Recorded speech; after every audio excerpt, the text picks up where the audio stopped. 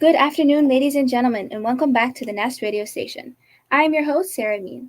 Today we have a very special hometown hero joining us, a former senator from our community with a wealth of experience and insights to share. Please welcome to the show former senator and current Chief Operating Officer for Michigan Department of Health and Human Services, Mr. David Knezek. Mr. Knezek, welcome to the show. How are you? Good, how are you? Oh, we're all clapping? Okay. Mr. Knezek, you've had a long and distinguished career in public service. Could you share with our listeners a bit about your background, your years servicing our home of Dearborn and Dearborn Heights, your upbringings, and anything you would like our viewers to know more about you on a personal level to start us off? Yeah, and if there's anything that I don't cover along the way, I tell folks I'm an open book on this stuff. So if you've got questions or things I didn't jump into as deep as you wanted, just let me know. We can discuss them. But my name is David Knezek, born and raised in Dearborn Heights. I went to Catholic school for preschool through 8th grade at St. Linus, so just right down the road here.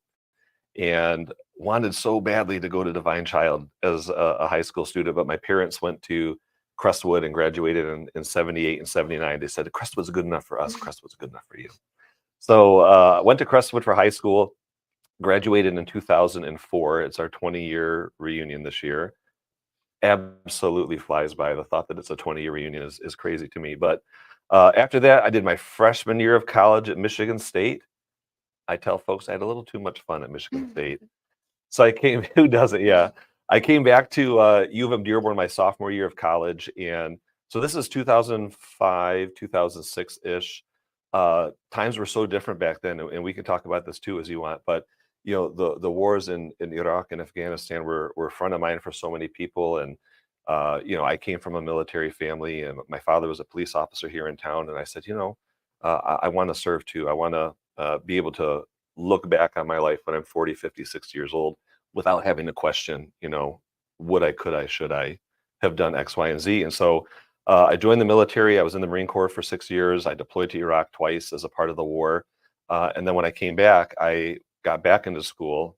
I had a significantly different appreciation for all the things that we have here in the States after coming back from that experience. And that was really where I think the journey started to get me to where I'm at today. When I was a senior in college, I ran for the Michigan House of Representatives, so was very fortunate enough and blessed to win. And so got elected in November of 2012, graduated in December of 2012, and then took office as a state representative in January of 2013. I did that for 2 years. I was then elected to the Senate in 2014. In 2018, I lost re-election to the Senate. Losing re-election is still the greatest thing that's ever happened to me from a professional standpoint. So I'd love to talk about that with y'all too, if you want. And then after I left the Senate, I went to work for the Attorney General for 2 years. So our current Attorney General, Dana Nessel, I was her Director of Legislative Affairs for 2 years. And then in 2021, I got the call from the Michigan Department of Health and Human Services to come over, not to serve in the capacity that I am now, but as what we called a senior chief deputy director, which doesn't really make sense, I think, to a lot of folks outside of state government. But a couple months ago, we created this new position, chief operating officer, with a bit more of a executive role and oversight over the whole department. So that there is 37 years condensed into a few minutes. Wait, I'm kind of curious now. Why was it the best thing when you lost? It was the best thing when I lost because my career was on. My political career was on a very fast trajectory. I was very, very young when I got elected. So I was 25 years old when I got elected to the House of Representatives. The average age in the House is, I think, 51. So like more than half, I was on the young side. And so if you go back to like the Detroit Free Press in 2018-ish, they talk about potential candidates for governor. And our current governor, Governor Whitmer, is one of them. I'm one of them, and then a couple other folks. And so I was on this trajectory. People had big plans for me. I think in some cases, bigger plans than what I had for myself. But losing, I think, forces you to really take stock of what is real versus what is just complete fake. And there's a lot of fake in politics, as you can understand. And it really humbles you. It humbles you in a way that probably is good for you. And so it forces you to take that step back, reassess your life. Is what I'm doing really what I want to be doing? Is it what I'm called to be doing? So I used to say to people all the time, and I even say it now as a Wayne County Commissioner. I left that part out. I got appointed to the Wayne. I got appointed to the Wayne County Commission in 2020. I've been doing that for the last few years as well, representing Dearborn Heights, Garden City, and Inkster. But I used to say all the time to folks, being elected official, it's what I do. It's not who I am. It's what I do. It's not who I am. It doesn't define me. That's really easy to say when you're in the role and doing the job. When you have it taken away from you, literally overnight and very unexpectedly, when you have it taken away from you, you then get to really answer that question. Do I really believe what I've been saying to everybody for so many years? This is just what I do. It's not who I am. And so I think in that way, it forced me to kind of rethink where I was at in my life. I went back to college. I got my master's degree, my MBA from the University of Michigan, and was able to find and sort of stay in this realm of politics where General's office or the Department of Health and Human Services. So continuing in that role of public service, but without a title or without your name on the door. And what I found, I think maybe to directly answer your question, is that I can be even more impactful on the process from where I'm at now than where I was before. Because every conversation, every meeting we go into before, it was always Senator Knezek, Democrat. Senator Knezek, Democrat from Dearborn Heights. And so everything's immediately politicized from the beginning. Whereas now it's just David. I get to go in, I'm just David. I'm David from the department. And if we've got good ideas, good programs, good initiatives, we're able to talk about those, focus on those without the politics getting in the way. I like that. Yeah. Well, that's really amazing, David. Thank you. You leaned into that. I like that. And sticking with the topic of community, and given your current role as the CEO of the Michigan Department of Health and Human Services, can you tell us what you think is the most important factor a community needs to thrive?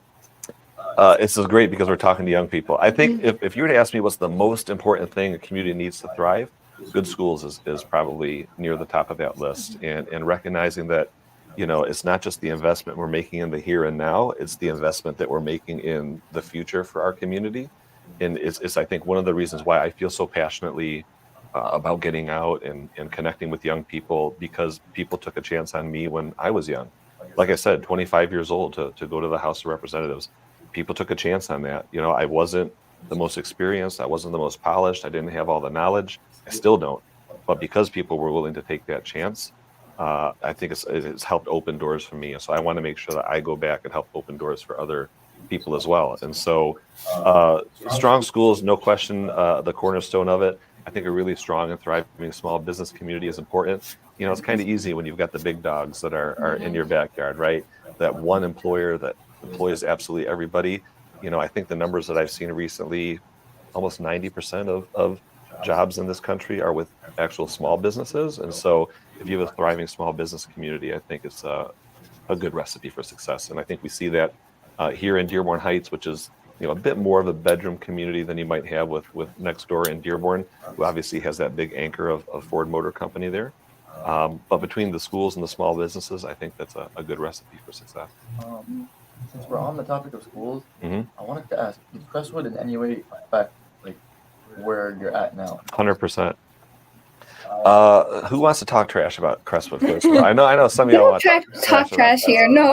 No trash talk here? Okay. Do whatever you want. Crestwood was so nice for me in so many ways. When I went to St. Linus, they look at me like, no, like I'm 5'9", I'm not the biggest dude, I'm not the smartest dude. I got bullied so bad, so bad when I was in middle school, so bad, and I couldn't see, I think, past or beyond that space or those people, and so I wanted so bad to go to Divine Child. I look back on it now and I say, why would I have ever wanted to do that? Because I would have been around the same people that had treated me so poorly, going back to middle school, and it wasn't until I think maybe 2 months in at Crestwood, I realized nobody here knows anything about the past. Nobody here knows how I was treated, knows how other people thought of me or what have you. It really is a good, genuine chance to level set and reinvent yourself in a way, or just really be your authentic self and let a new group of people decide what they think and what they feel about that. St. Linus was, I think my graduating class was 15 kids tops. Wow. Whereas at Crestwood, you've got hundreds. And so, it's very, very different. But so I think that was really great. really let me sort of come out of my shell in a little bit, exposed me to, I think, a lot of the diversity in our community that is thriving and almost second nature to us now, but wasn't, even 20 years ago. I mean, you look at Dearborn Heights now versus what it was 20 years ago versus 40 years ago. These are very different communities in many ways. You go back far enough, Dearborn Heights was this old white Polish community. And so it wasn't until I got to Crestwood that I ever had exposure to the Arab community in our neighborhood, certainly the Muslim community in our neighborhood. I try to get folks to understand that those are two different things. A lot of white folks. We try to. Yeah. And so I think that was really great, and it just keeps manifesting itself in so many different ways throughout my life since then. And in terms of political advocacy, your question of sort of the politics and the interest there, the very first time that I ever really got active and engaged, I think in a public-facing way, was over an issue that we had at Crestwood. So I've always loved politics, right? If you go back to 8th grade at St. Linus, I was student council president at St. Linus. I was student government president at Crestwood. I was student government president at U of M Dearborn. And so it's always been a trend and a theme. But when I was at Crestwood, they had one day, I don't know what prompted it, but they started hanging all of the flags of the world in the cafeteria. And we as students thought it was really cool. It gave us something to talk about. And sometimes kids would sit under the flag that they identified with. And, oh, you're Lebanese. I didn't know that. Okay, tell me a little bit about your country. Oh, you're Egyptian. Tell me a little bit about that. Congo. Tell me about that. And so it really got the kids talking with one another. We really liked it. We really enjoyed it. But one day, a school board member was walking through the cafeteria, and he saw this. He saw us sitting down under these flags or identifying with the flags that were hanging. He went to the principal, and the flags were ripped down the next day. He thought it was a divisive thing. He thought the fact that folks were identifying with these flags was something that was ripping the community apart, because he didn't understand or actually have a presence in the school to know that this was a positive. So I remember writing, my little speech, and I'm going to go in there. I'm kicking down the door. I'm going to bring the page. And it's so funny because, now I think I haven't fully accepted yet. Like, I'm on the downward slope to 40. And like, when we're in these conversations, we are the old people in the room now that we used to fight against when we were that age. But, I don't know if you ever heard of Hamid Swiden. He's an attorney in the area. Hamid and I are sitting there in high school, writing our notes. We're ready to go attack. I'm asking Mike Elderani to read the notes. Mike Elderani is a doctor. He's got the place. Yeah, right. So it's all these folks that we're young and we're full of energy and we want to fight the man. And so we're going to go to the school board meeting and we're going to tell them what's up and why they're wrong and why they need to undo what they did. And that's exactly what we did. The school board meeting was at Hillcrest, I think it was. Nope, it was at Highview. We were at Highview. We went in there and we gave these guys the business and we embarrassed them. I mean, really, we embarrassed them to the point where I think it was the next week, the flags were brought back up in the school. And so I think for me at a young age, that showed me that when you use your voice for the right things, when you're not afraid to stand up to adults who just don't understand or don't care, you can bring about change in the community. It's a very small way, right? Putting up a flag back in the cafeteria, but it was a tangible thing that for me made it feel accessible and made it feel like it was something that I was passionate about and could be good at and would want to keep doing it. Good question. Very empowering for us. Yeah. So in your current role as the COO of the Michigan Department of Health and Human Services. That's right? good, yeah. What are your duties to the community? How do you ensure it's done with integrity? Yeah. So, it's interesting for me because I wear these two hats, right? I have this one that's my full-time job where, I'm back and forth between Lansing and in this role with the department. The department is an absolute beast.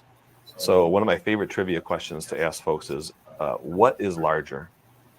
The Michigan Department of Health and Human Services budget or McDonald's annual worldwide revenues? McDonald's. Bigger. McDonald's. MDHHS, the Department of Health and Human Services, we are $10 billion larger than McDonald's. Wow. We do our budget is $35 billion. McDonald's revenues, I might be off by a year or two, but roughly 20 to 25 billion dollars. So we're this absolute beast, right? And there's so many things and so many programs that we interact with folks. So the big one right now is Medicaid. So the process of getting people Medicaid and keeping them on Medicaid, all of this was upended during the pandemic. So we're going through the process now, doing what's called redeterminations, reconfirming that people actually qualify for the health care that they're getting right now, and doing our best to keep them on health care. So as it is today, just in since last May, so we're coming up on a year now, 1.2 million people here in the state of Michigan that we've been able to keep on Medicaid. The folks that have been able to move off are either moving into a different low-cost plan that we can get to them through the Department of Insurance and Financial Services, or, in an even better scenario, sometimes they've been able to get a job and get health care so they don't have to come and ask us for it. So that's an even better situation for them too. So health insurance is one of the big ones. Another one that I'm really passionate about is our food assistance program. So you might have heard SNAP benefits before, EBT benefits. Sometimes back in the day, folks will call them food stamps. We've obviously moved beyond that now, but we administer all the food benefits for the state of Michigan and are really passionate about that. Any sort of emergency relief. So if you've fallen on hard times, you need some assistance, your water heater's broken, your furnace went out and it's in the middle of December, you need to have your windows, your doors weatherized so that you're not leaking energy and you're paying exorbitant heating bills. That's all the work that we do at the department. To your question about how do we go about it with integrity or with fidelity or what have you? I think I saw fidelity in the notes. That's why I knew you guys were sharp. You're asking about fidelity. We really try to bring what we call an equity lens to all we do, and that's a new thing for the department. I'll tell you why I think I'm so passionate about this, and I think for me when it really clicked. There's a author named Gloria Anzaldúa. And Gloria wrote a book called La Frontera, and La Frontera means the borderlands. And what she talks about in this book is, think of something in the center, think of what is considered normal in society, what is accepted, what is standard practice, right? And so when you ask that question to people, you get, being married, having kids, working your job, these are the quote unquote things that society has said are normal. She said, okay, now think about all the things that are on the outside, the things that society doesn't really accept, the things that society looks down upon or excludes. And then think about the barriers that create or push forward what we consider to be normal or abnormal in this country.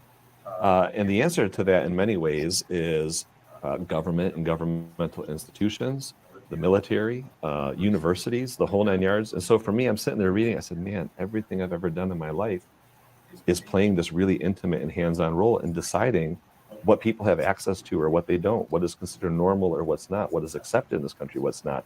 And I think for me, recognizing that you're a part of these institutions that in many ways have held people back and pushed people back and hurt people in a really serious way in the past, recognizing that you have to then lean in and make a lifelong commitment to trying to be a part of the solution or undoing it. And for me, I like to do it from the inside, right? So the Department of Health and Human Services has never really stopped until the last few years to look at things through this equity lens or through what we might call social determinants of health.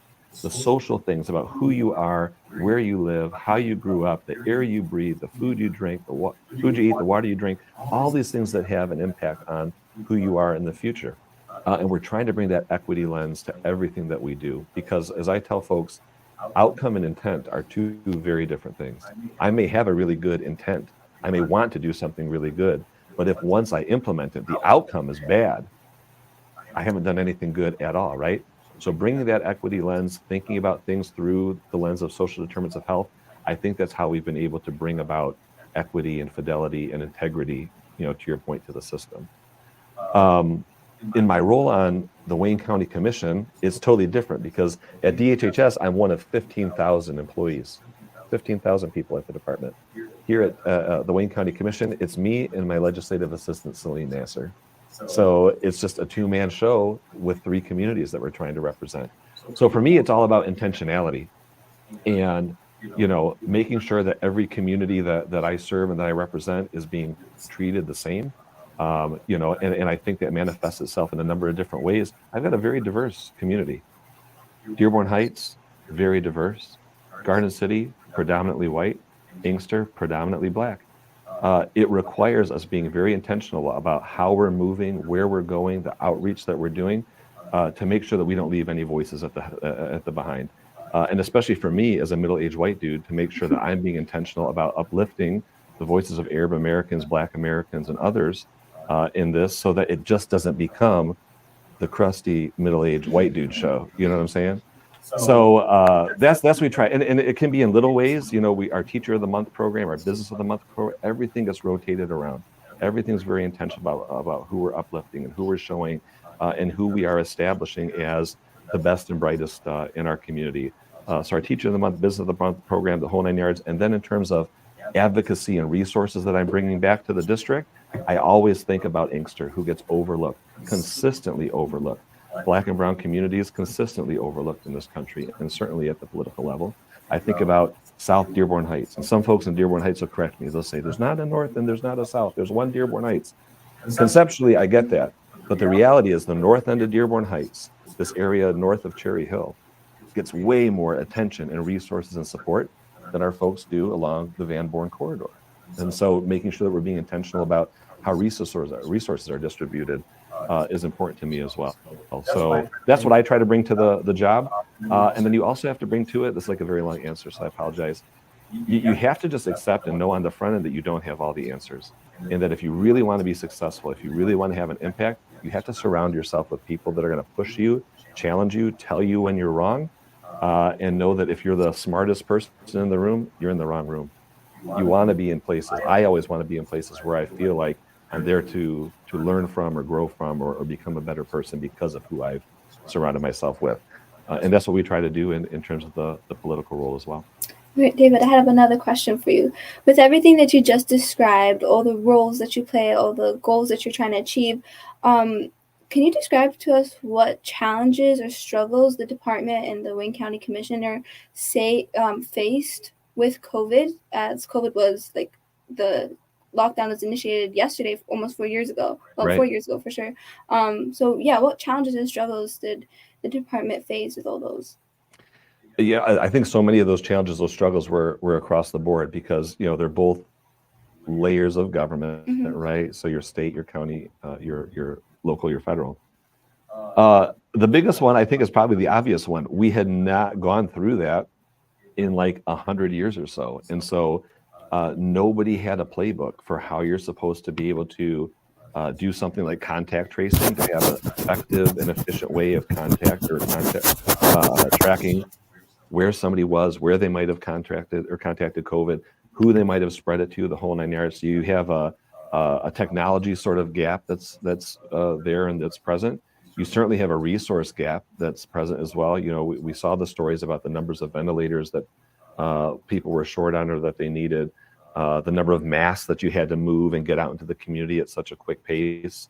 And just, again, trying to make sense of something that was moving faster than we could, and trying to keep up with it in a way that was meaningful, and recognizing that if you're going to make mistakes along the way, you have to be able to fail quickly. You know, I tell people all the time, we're going to fail. That's totally fine. Fail fast, learn from it, move on to the next thing. And certainly there was a lot of lessons that we had to learn along the way too, in terms of how we were responding to it, how we were standing up these vaccination clinics so quickly once we had the vaccine and out and available. Again, it keeps coming back to, we as one entity can't do it on our own.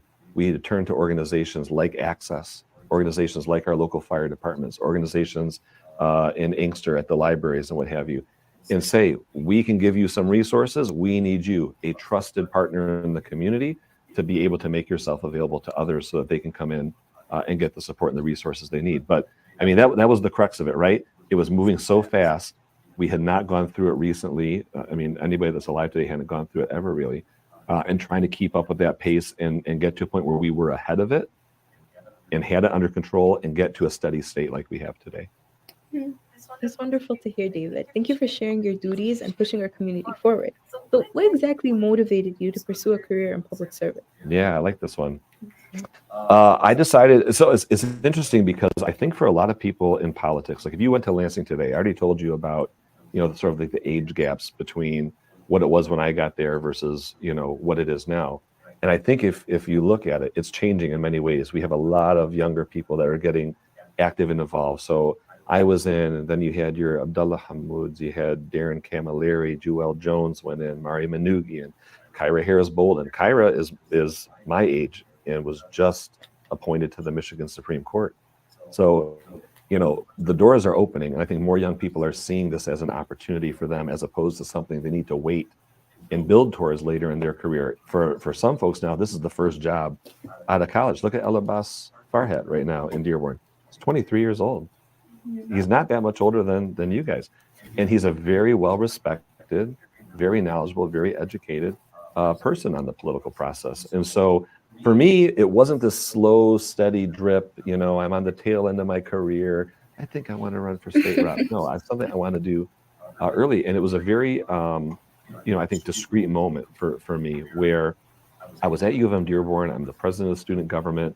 One of our professors says, David, we're doing this 2-day session at the university on restorative justice. Have you guys ever heard of restorative justice before?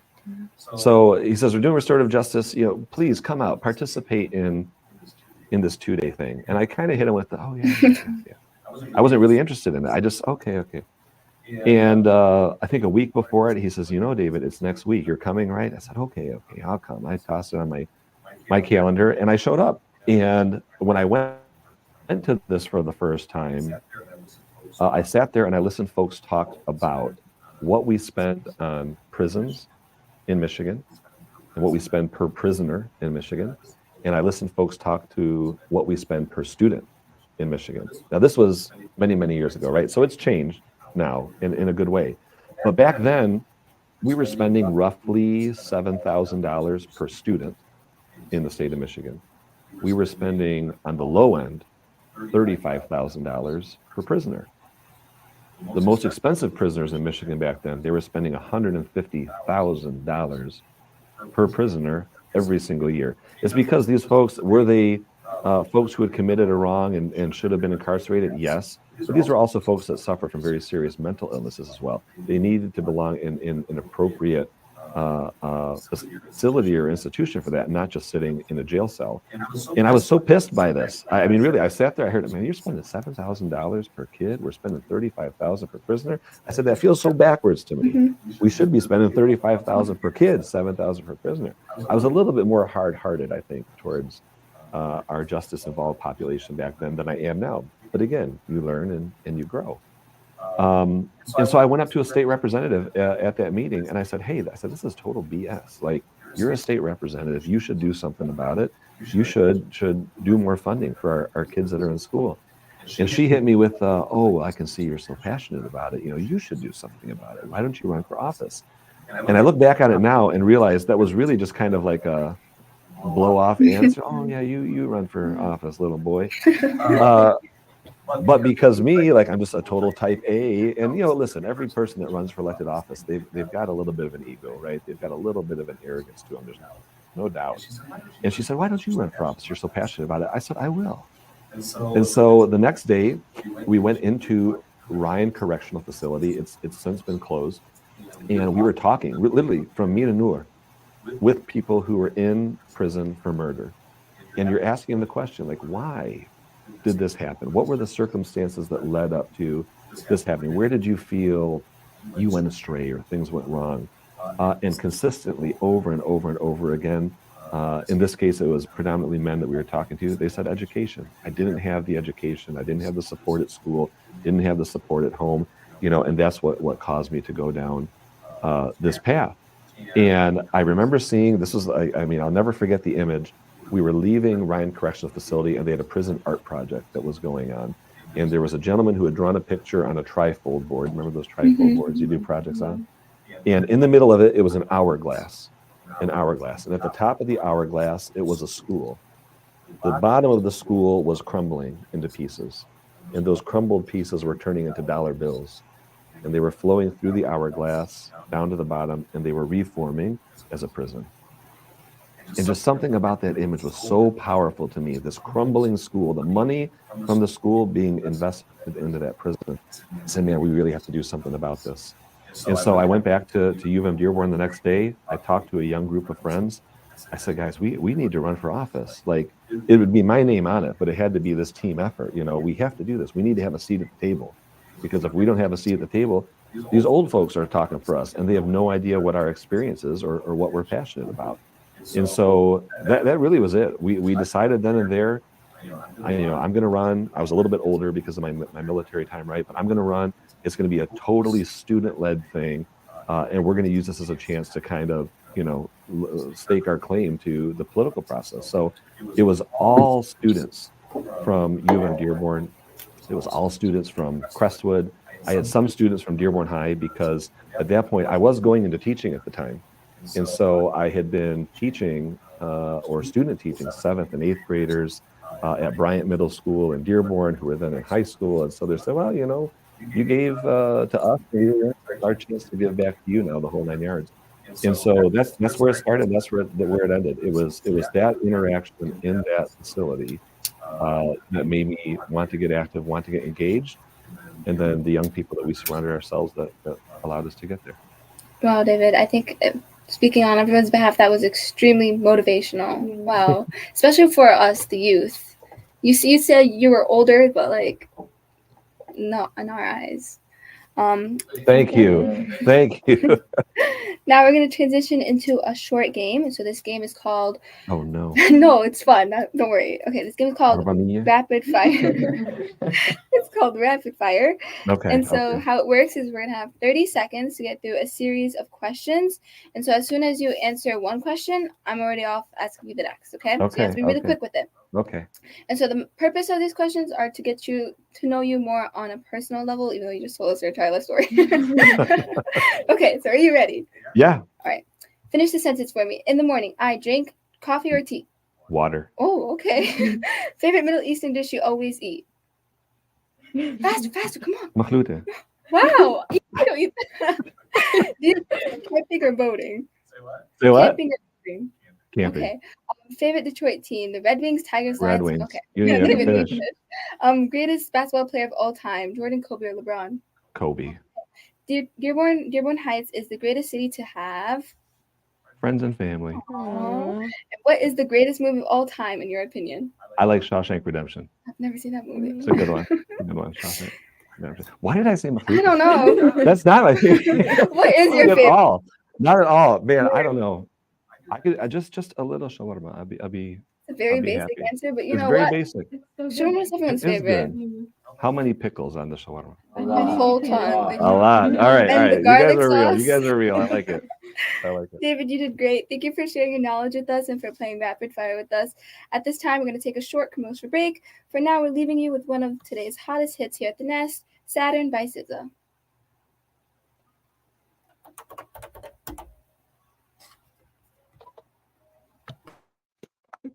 I know I've got a dent in my hair now. 100%.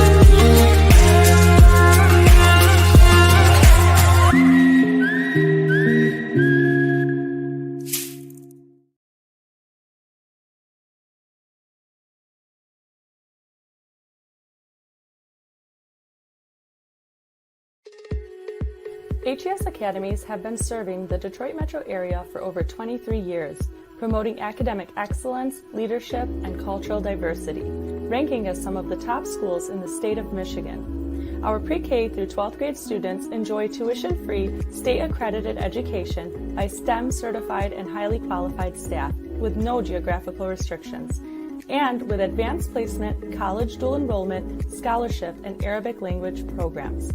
Noor International Academy in Sterling Heights at niapsa.org, Star International Academy in Dearborn Heights and in Canton at starpsa.org, Universal Academy in Detroit at universalpsa.org, and Universal Learning Academy in Westland at ulapsa.org. Join HES Academies today and enjoy a free Chromebook for every enrolled student. Welcome back to the Nest radio station. I'm your host, Sarah Mean. Today we have a very special guest with us. Please help me in welcoming the former Senator and current Chief Operating Officer for Michigan Department of Health and Human Services, Mr. David Knezek. Let's dive right back into it. David, I want to thank you for coming on the show again. I know that you're probably really busy. Now, I know that you graduated from Crestwood High School, and Bazzi graduated from Dearborn High, which, from what I've heard, was a small rivalry. By the way, he always talks about how Pete beat you pretty bad during basketball. So maybe you should know that. But we are a charter school in the city of Dearborn Heights, and who have gained a tremendous amount of support from our community throughout the years. We've hosted several public officials like Fedel Mahmoud and Dr. Piles over here at the Nest radio station and the CTE Center, and are amazed at the work we have done and are doing. So what are your thoughts about charter schools, and how can you help us spread the word about what we are doing? You know, I'd love to help spread the word about what you guys are doing. And, for me, we always had fights when we were in Lansing, right? Public school, charter school. Now they'll tell you, and this is true, the law is public charter school. So some folks try to make them different. Some folks try to make them one and the same. For me, what I've always tried to remember and try to keep at the forefront of sort of my discussions and my thoughts and my approach is that's over there. At the end of the day, this is about kids. And what are we doing to give back to kids and pour into the community? And good ideas don't come from any one place, right? I don't know anybody else in the area that's doing a type of podcast like this, but they're doing it at your school. And so for me, I want to come out. I want to be a part of that. I want to help uplift and support and get the word out, promote it on my social media, because I want other folks to see this and say that they want to be a part of it too. So for me, it's a good chance to come here, meet you all, interact with the Nest, and then to go off and be a good ambassador for you all, to encourage others to come and do the same. So, I think that's, for me, very, very exciting. And I heard when we were there at the break about, there's a little competition maybe brewing between us and Canton, I think it was, PCCS. And so, you're darn right. I want the Dearborn Heights folks to bring home the gold, right? So anything that I can do to be helpful and supportive there, I'm happy to do it, because again, sometimes we get caught in these political debates and we forget what it's really about. And it's the kids and the success and what we're doing to set them up for success in the future. I look forward to the day where I can take a step aside and let somebody else come in behind me and pick up that baton and keep running it. I don't want to be one of these guys who's like half dead walking into a legislative chamber, can't think, can't function, the whole 9 yards. Again, I want to be able to make sure that we can pass that baton off to a young generation. And from what I see here today, you guys are all ready to go. Don't run for county commissioner. And so, David, as you may know, Charter School Week is coming up in May, and on May 15th, our very own Dr. Bazzi will be a keynote speaker in Lansing on behalf of charter schools. And so we wanted to get your opinion. What do you think, what suggestions do you have for Bazzi, who may be listening to this, to speak about charter schools on our behalf and to spread the mission and word about charter schools? Anytime you're going in to advocate, to a legislator, it's tough because there's so many good things that are going on, so many powerful stories you want to tell, but you have a very tiny window to be able to convey it, right? And so sometimes it can be a challenge to take this huge, powerful narrative and boil it down to something that is so simple and digestible. And so you have to remember a couple of different things. When you're talking to legislators, their day changes every 15 minutes, every 30 minutes, and that's straight through for that full 8-hour day. So I remember days when I was in Lansing, I'd be taking 19 to 20 meetings a day. Wow. And by the time the end of the day came, I probably would have had trouble thinking back to what it was that we had talked about in that first meeting. So it's not just that advocacy that you're doing in Lansing. You want to go in, you want to tell your story, have a powerful narrative that you can put in front of people, but you really have to humanize it. That to me is the key that I think a lot of people miss out on. I was talking with some anesthesiologists the other day, and they were going on and on and on. Well, David, the data says, the facts say, the scholarly articles say, David, believe this, believe that. I said, I understand that. I believe that. But there's 110 representatives across the street who don't care what the articles say. They don't care what the scholarly research says. They care what they think in their head and their heart, or what they saw on Fox News or CNN the night before, right? So when you humanize it, though, it's so much harder to hate. When it's humanized, we're seeing this all over the world right now, right? When you dehumanize somebody, it's done intentionally to make it easier to disagree with them or hate them or push back on a piece of data. Maybe it's for charter schools, maybe it's for greater investment in STEM or STEAM or whatever it may be, CTE.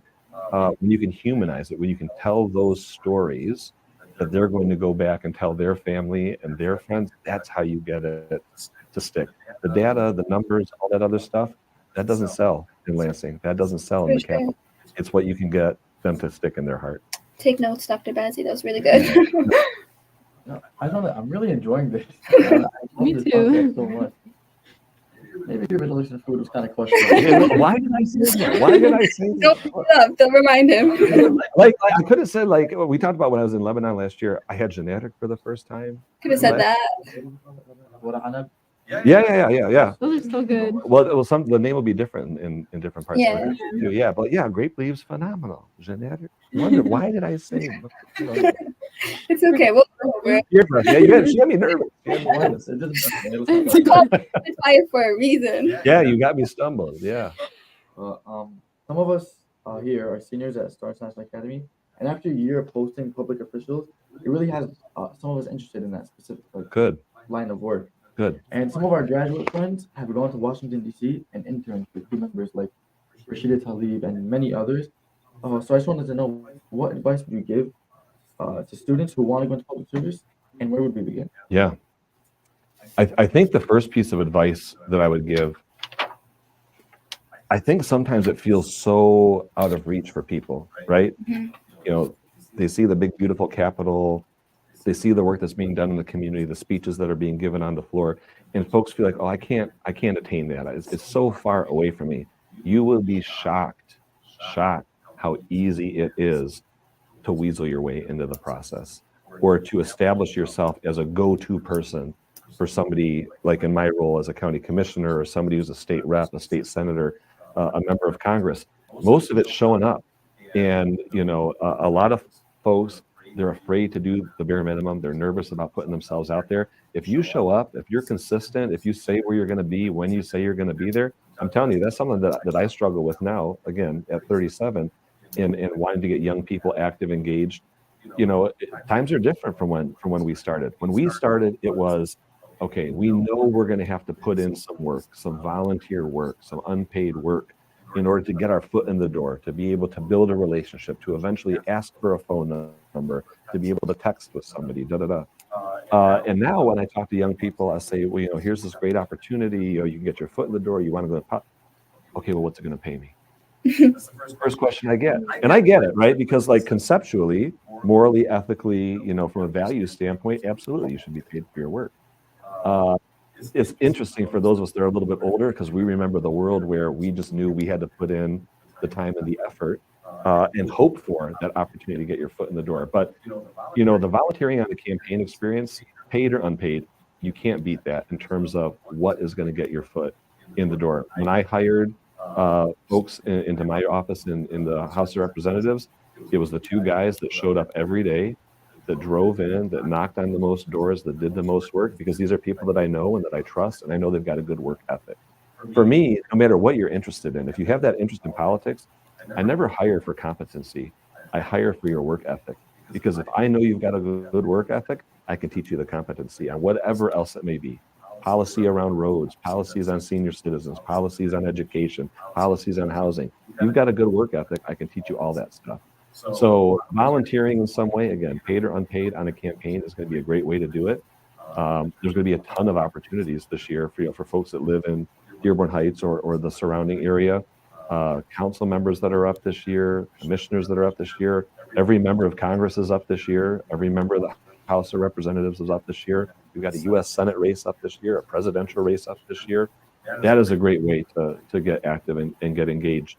And for me, always the first thing that I tell people to pursue. David, this really has been an engaging conversation, and it was so nice to have a community hero at the radio station that actually understands us and knows this community. So on that note, do you have any final thoughts that you'd like to share with the community? We're done. We're done. Yeah, I'm not a like I said earlier, I'm never the smartest guy in the room, right? And that's certainly the case here too. No, you definitely are here. No one else in here has their MAB. No, it's for me. If it's a parting advice, man, this is a good question because I don't sit there and I think, or look back too often. Maybe that's the lesson. You spend too much time looking backwards, you're unable to keep yourself moving forward. I talked about, before we started, losing my re-election. If I just sat there and dwelled on that, it would have kept me and blurred my vision from being able to figure out what's next or move forward. Sometimes the setback is just the setup. It felt like a setback in that moment. It really just set me up for better and greater success and better things in the future. So, as cheesy as it sounds, you're going to have setbacks in life. You're going to have things where you fail, you don't get it, it's not going to work out in the first try. If you let that get you down, man, you've given the power and the control to some other entity, some other person, some other thing over your life, and they don't deserve that, and you don't deserve that either. So allow those setbacks to be learning experiences. Allow them to set you up for bigger and better in the future.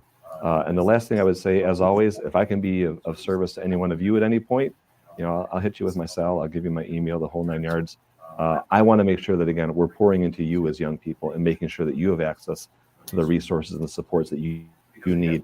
Because, again, my story is my story. My journey is my journey. Maybe you want to pursue it. Maybe you don't. That's okay. But whatever that journey is, I feel like I have an obligation to give back and to help and to make sure that you can reach that, whatever that may be. So don't be afraid to ask folks for help. That was extremely motivational, David. Before we end off today, I want to know your side of the story from when Bazzy beat you in basketball, because all we hear is his side. But what's yours? He's a little biased. So Bazzy never beat me in basketball. So what happened? He may have beat not me because I don't play basketball. Not me. He may have beat Crestwood. But certainly not me. So I was a hockey player for my 4 years at Crestwood. I think they still have the Red Wings answer. Exactly. Bazzy beat us at basketball. Big whoop. We're gonna bring him in here right now. I'll beat him right now. So, but no, listen, the rivalry is good. The rivalry is so healthy. We have it, in the military. We have it around here too. I love Dearborn High. My mom was a lunch lady at Dearborn High for a long time. She also, he might have beat us at basketball, but my mother. Oh yeah. So, you're welcome, Bazzy. Would not have beat you without your mother. Right. I never thought of it that way. Thank you so much, Mr. Knezek, for joining us today. It's been an absolute pleasure speaking with you and allowing the community and state to get to know you better. This concludes today's live broadcast. Tune in next time for more enlightening discussions on the Nest radio station. Until then, stay curious.